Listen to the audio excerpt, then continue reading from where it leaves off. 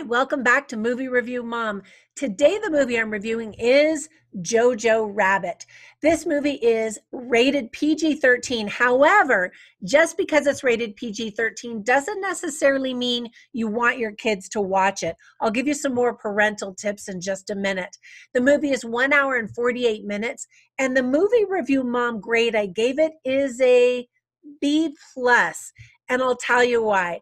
But first, in a quick nutshell, I'd been doing a lot of traveling and had not even seen a trailer for this movie. So I had no idea what to expect. And I was kind of shocked. It's a very ambitious and dangerous film at the same time. It's an irreverent look at the Nazi browncoats during World War II, and it's intended to be a coming-of-age type of satire on hate. Without understanding that, you will be offended. And I didn't even know. I just heard the audience laughing at the very beginning, and I was like, what is this? Director Taika Waititi's comedic perspective walks a very thin line with some extremely inappropriate and disturbing images, jokes, and situations. There's some danger in laughing at anti-Semitism, and I have mixed feelings about how one of the absolute darkest moments in history is handled in this movie. All that being said, at the very end of the movie, I actually had a smile on my face and was impressed with the bold movie I had just endured. And I use the word endured because for the majority of the movie, I was like cringing. I don't know what I think about this. And then by the end, I was like, okay, I get it. I like it. So one of the best indications of a good movie is that it causes you to feel and to think. And this movie does that. Another result of a good movie is that it gets people talking, and this movie has definitely been controversial. So, does this mean that this is a good movie? That's a really good question. Some say it's the best movie of the year.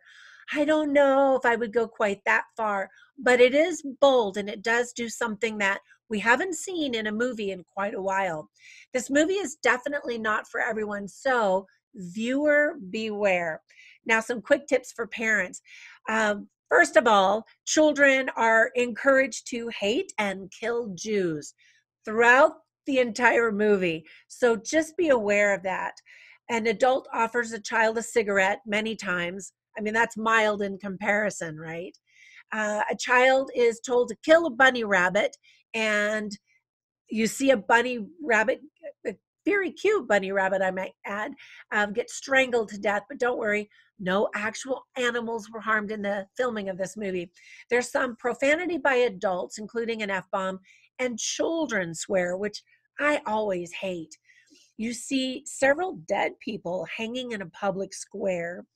There's some very inappropriate and crude humor, some sexual and homosexual innuendo.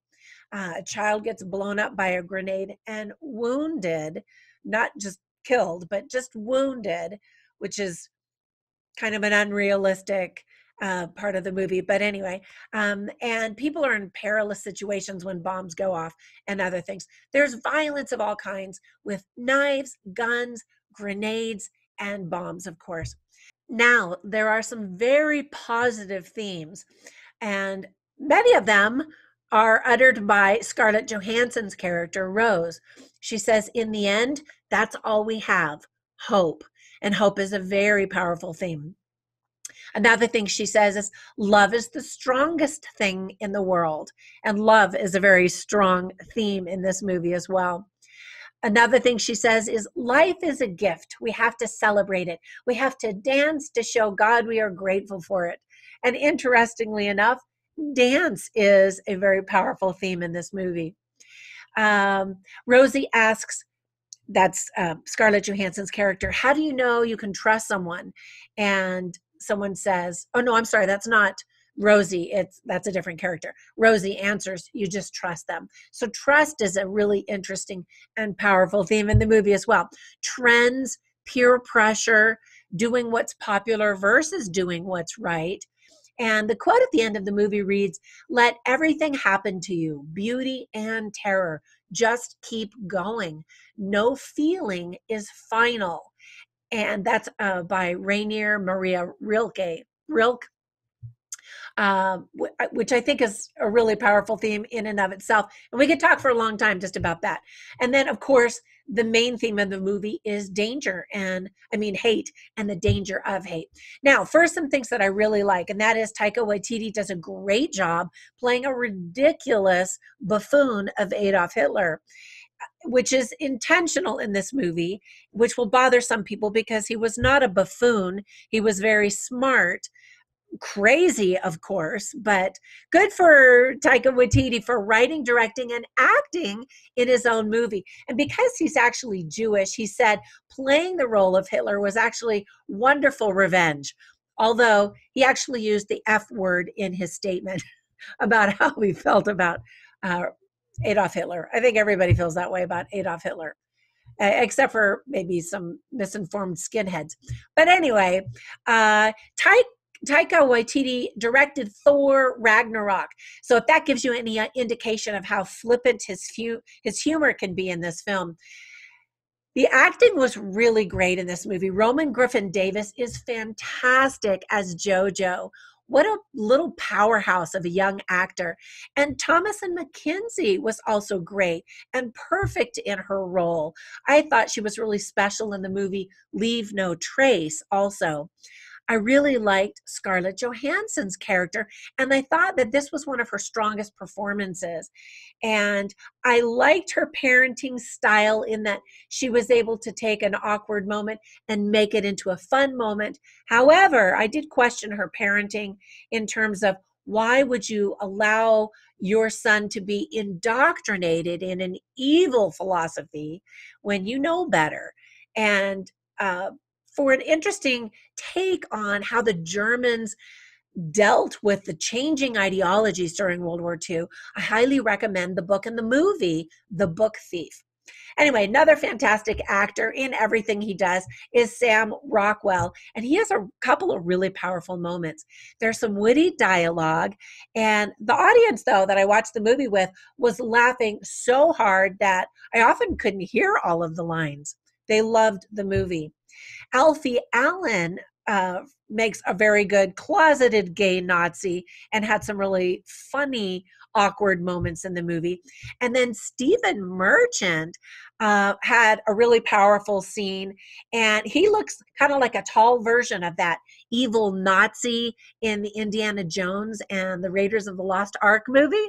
I thought that that was really good and clever that they used him kind of to look like that character. I'm assuming that was intentional because he did look like him.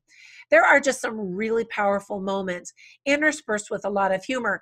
And one of the things that I didn't like was that the tone shifts so drastically.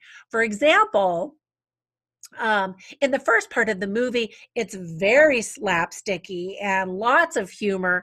And that's when I was like, whoa, what is this? And I felt, kind of guilty and uncomfortable laughing at these Nazi jokes and anti-Semitic jokes. If you like Mel Brooks' humor and his perspective on world history, you'll be fine. You'll probably get a kick out of it. But if you go into this movie unaware, you'll just be like, whoa, whoa. And so it's alarming. And then act two and into act three takes a very dramatic turn. And it reminded me of the beautiful movie, It's a Beautiful Life. That movie left me speechless. So if you like World War II movies with a different twist, I highly recommend that movie. The first 2 minutes of the movie are very alarming when you see a young boy pledging his life to the savior of Germany, Adolf Hitler. And from there, again, it gets even worse. But I'm really glad that I remained seated because I really did like the movie towards the very, very end. I was like, wow, here we go. Here's the theme and the message of the movie. There's also some inconsistency of accents. For example, all of the characters are supposed to be German, but some of them speak with an attempted German accent, others with a British one. And then, of course, there's Rebel Wilson, who can't quite do anything without her signature Australian accent. Now, about character development, I'm not sure if there was any. For example, JoJo tells a lie at the very beginning of the movie as well as at the end. So I wonder, was there growth in integrity? Also, I wonder, would he have been as kind to Elsa if she weren't as pretty? He develops a crush on her, and he's motivated by her love for her, his love for her. So, would he have done the right thing had love not been involved? Just wondering. And then, would he still have followed Adolf Hitler if everyone else was as well? Maybe I gave too much away on that, on those questions, but I like to see character development. I don't always just like to meander through somebody's life and there's no resolution or growth. And so that aspect of the movie could have been developed a little bit better. And then finally, just because I'm an American, I didn't really like how the Americans were portrayed in the end of the movie, and I questioned the authenticity of some actions that were taken at the very end of the movie as well. All right, so that's my movie review. Just want to give you the heads up. There are some really deep, dark issues that are covered in this movie, and I want you to know before going into it, especially if you plan on watching this with your family. Anyway, as always, thanks for subscribing, and thanks for watching all of my movie reviews. Go ahead and watch another one right now. Bye for now.